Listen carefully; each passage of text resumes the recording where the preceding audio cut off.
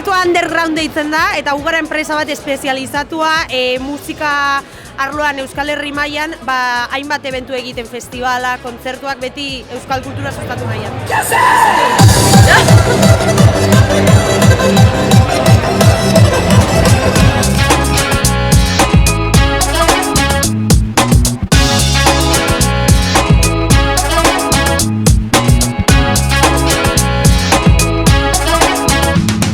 Eta orduan egin dugu portabotillas bat jartzeko hemen aurrean, eta da ura alboan eramateko.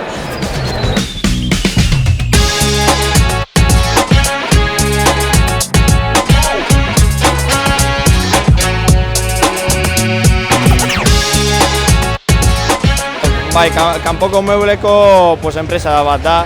Egiten gara kolumpioak, hamakak, aukiak, mailak eta hori.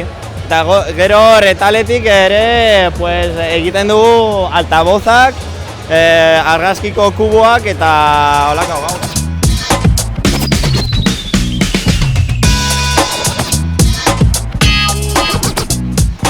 Parking bat, pizera elektrikoen parking bat.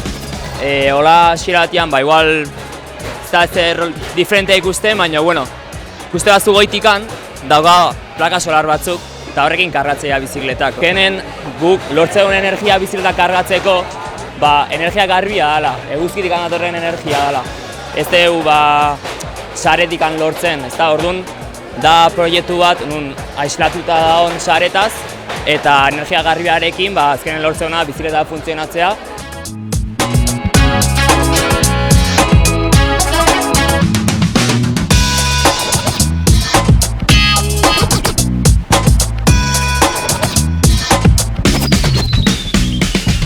Ikusten zuen bezala, saiatu gaiten kar bat, egurrezko pale batekin, eta lehenbizi genuna da zan, metaleko estrukturat bezala, bestela karra apurtu egingo zan, eta gero pixkanaka osatzen juen, direkzioa egin, atzeko egea, gurpilak, motorra anklatu, motorra kaltzatu, eta pixkanaka sortzen juen.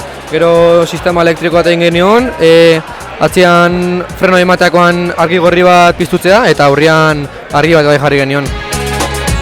Oso ondo, oso ambiente ona dago, jende jatorra, proiektu interesgarria da ikusteko, probatu ere bai dituzu eta egia esan ambiente oso ona dago, bueltatzeko ekin.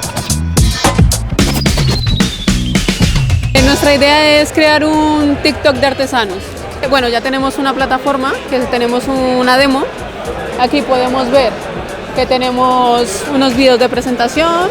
Sabemos que los vídeos enganchan muchísimo, que te puedes tirar horas y horas viendo vídeos. ¿Qué queremos? Que eso, que de manera indirecta compres.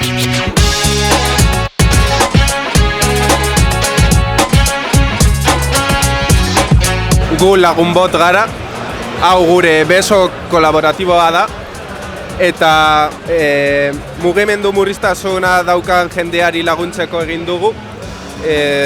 Botoi honekin hasten da adibidez orain programa. Eta kasu honetan marrazki bat egiten du. Ideia izango litzateke botoi gehiago jartzea eta koloreak edo bakarrik ezabatzeko eta funtzio ezberdinak jartzeko, botoi gehiago jartzea.